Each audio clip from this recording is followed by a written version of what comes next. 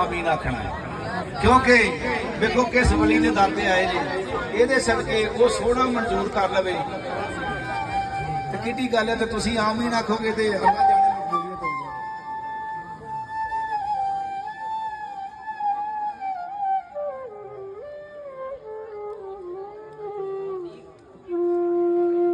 या रब होर ना मंगा तेथों मैनू यार ते देस जावे,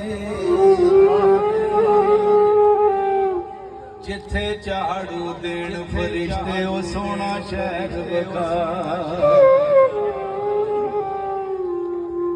जिन्हां गलियां विच फिरिया सोना उन्हां गलियां दी खाक बना दे,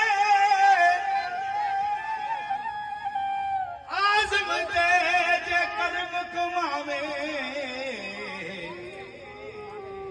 इनू याद दी दीद करा दे।